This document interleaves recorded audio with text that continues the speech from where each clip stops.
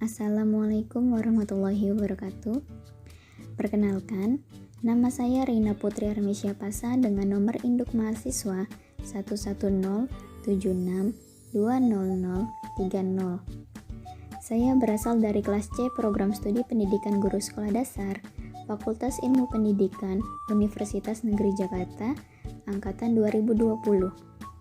Baik, tak lupa pula saya ucapkan terima kasih kepada Bapak Dr. Otip Satibi MPD selaku dosen pengampu mata kuliah konsep dasar PKN SD yang telah memberikan kesempatan kepada saya untuk menyelesaikan tugas ujian akhir semester konsep dasar PKN SD dalam bentuk media infografis. Adapun media infografis yang akan saya tayangi saat ini yaitu mengenai hasil analisis materi konsep dasar PPKN SD serta hasil analisis kompetensi inti dan kompetensi dasar PPKN SD selama 1 semester. Baik, tanpa berlama-lama lagi, yuk langsung saja kita simak penjelasan dari materi infografis berikut ini. Baik, di materi pertama ini, saya akan menjelaskan tentang tujuan pendidikan nasional.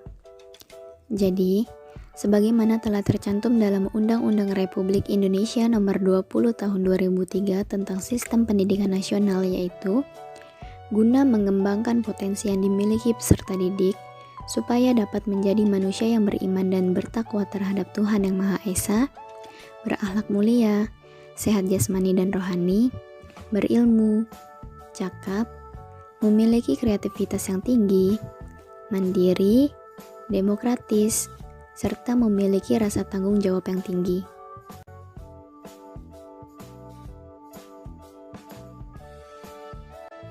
Nah, setelah kita mengetahui tujuan dari pendidikan nasional tersebut, di materi kedua ini saya akan menjelaskan tentang bagaimana sih sudut pandang dari kerangka kompetensi abad 21 itu. Jadi, dengan adanya konsep kompetensi abad 21, maka terdapat beberapa implikasi terhadap proses pembelajaran yang memperlihatkan bahwa di era modern seperti sekarang ini berilmu saja itu tidak cukup, namun juga harus dilengkapi dengan kemampuan dalam mengasah kreativitas, kemampuan berpikir kritis, adanya rasa tanggung jawab yang kuat, jiwa sosial yang tinggi, toleransi, produktif, serta adaptif. Selain itu, hal ini juga harus didukung dengan skill yang dapat memanfaatkan teknologi informasi dan komunikasi untuk menyaring semua dampak informasi dari teknologi tersebut. Di samping itu juga diperlukan dukungan lingkungan pendidikan yang memadai. Akan tetapi, dikarenakan rentang tahun lahir pemuda-pemudi zaman sekarang ini dimulai dari tahun 2000, maka rentang tahun lahir tersebut dikategorikan dalam generasi postmilenial atau yang biasa kita sebut dengan generasi Z. Dan karena pemuda-pemudi zaman sekarang termasuk generasi postmilenial, maka tuntutan profesi kita sebagai guru profesional harus disesuaikan dengan 8 keterampilan yang mumpuni dan harus dikuasai di abad 21 atau yang disebut dengan 21 Century Skills. Lalu, maksud dukungan lingkungan pendidikan yang memadai itu seperti dari 8 keterampilan yang memang sangat dibutuhkan oleh seorang guru abad 21. Adapun 8 keterampilan tersebut yaitu 1. Leadership atau kepemimpinan, 2. Literasi digital atau digital literasi, 3. Komunikasi atau communication, 4. Kecerdasan emosional atau emotional intelligence, 5. Kewirausahaan atau entrepreneurship, 6. Kewarganegaraan global atau global citizenship, 7. Pemecahan masalah atau problem solving, 8. Kerja tim atau teamworking. Kemudian, Ki Hajar Dewantara mengartikan pendidikan sebagai suatu daya upaya untuk memajukan bertumbuhnya budi pekerti seperti kekuatan batin dan karakter, pikiran intelek, dan tubuh anak.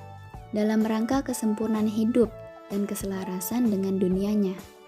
Lalu, pendidikan adalah proses pembudayaan, yakni suatu usaha memberikan nilai-nilai luhur kepada generasi baru dalam masyarakat yang tidak hanya bersifat pemeliharaan, tetapi juga dengan maksud memajukan serta memperkembangkan kebudayaan menuju ke arah keluhuran hidup kemanusiaan.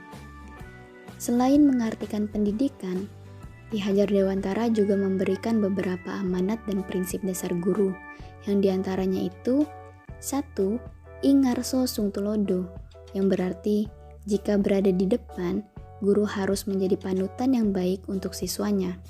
2. Ing madio mangun karso, yang berarti jika berada di tengah, guru harus dapat membangkitkan rasa semangat belajar siswa. 3. Tuturi handayani, yang berarti jika berada di belakang, guru harus dapat mendorong siswanya untuk menghasilkan peserta didik yang hebat. 4. Do paran kirim dungo, yang berarti selain menjadi panutan, pembangkit rasa semangat, dan pendorong siswa, guru juga harus mendoakan keberkahan untuk peserta didiknya setiap saat. 5. Tan katon hamuji, yang berarti jika guru sudah meninggal, usahakan meninggalnya itu dalam keadaan terpuji, atau dalam artiannya tidak meninggalkan cacat ataupun aib. Dan yang terakhir, waspodo purbo waseso, yang berarti guru harus selalu waspada ketika menggunakan kewenangannya. Baik, di materi terakhir ini saya akan menyampaikan hasil analisis kurikulum kompetensi inti dan kompetensi dasar PPKN SD kelas 6 tema 4 mengenai globalisasi. Lalu, adapun macam-macam subtemanya itu, yang pertama ada subtema 1 mengenai globalisasi di sekitarku, 2 subtema 2 mengenai globalisasi dan manfaatnya, 3 subtema 3 mengenai globalisasi dan cinta tanah air. Baik, jadi berdasarkan hasil analisis KIKD muatan pelajaran PPKN SD kelas 6 semester 1 pada tema 4 mengenai globalisasi, dapat disimpulkan bahwa semua kompetensi inti yang ada pada KI PPKN SD atau MI Permendikbud dengan buku tema guru terdapat ketidaksesuaian dalam domain pengetahuan dan keterampilan.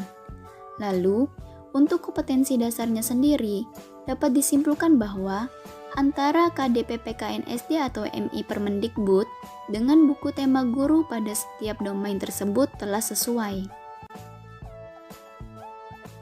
Adapun macam-macam isi perbedaan dari kompetensi inti PPKN SD kelas 6 tema 4 mengenai globalisasi. 1. Dalam kompetensi inti PPKN SD atau MI Permendikbud.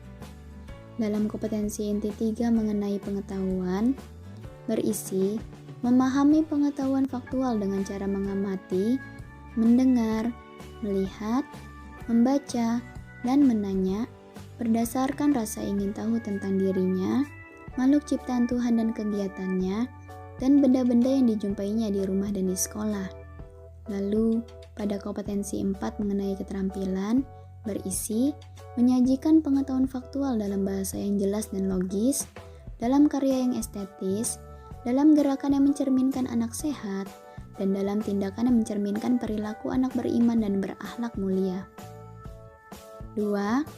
Kompetensi inti buku tema guru. Dalam kompetensi 3 mengenai pengetahuan berisi memahami pengetahuan faktual, konseptual, prosedural, dan metakognitif pada tingkat dasar, dengan cara mengamati, menanya, dan mencoba berdasarkan rasa ingin tahu tentang dirinya, makhluk ciptaan Tuhan dan kegiatannya, serta benda-benda yang dijumpainya di rumah, di sekolah, dan tempat bermain. Lalu, pada kompetensi 4 mengenai keterampilan berisi menunjukkan keterampilan berpikir dan bertindak kreatif, produktif, kritis, mandiri, kolaboratif, dan komunikatif, dalam bahasa yang jelas, sistematis, logis dan kritis, dalam karya yang estetis, dalam gerakan yang mencerminkan anak sehat, dan tindakan yang mencerminkan perilaku anak sesuai dengan tahap perkembangannya. Baik, demikian beberapa materi yang dapat saya sampaikan dari hasil belajar saya selama 1 semester pada mata kuliah konsep dasar PKNSD yang diampu oleh Bapak Dr. Otip Satibi MPD. Kurang lebihnya saya mohon maaf apabila ada materi-materi yang kurang, serta tutur kata selama penyampaian materi. Dengan ini, presentasi hasil analisis materi dan KIK di PPKNSD saya akhiri. Wabillahi taufiq wal hidayah. Wassalamualaikum warahmatullahi wabarakatuh.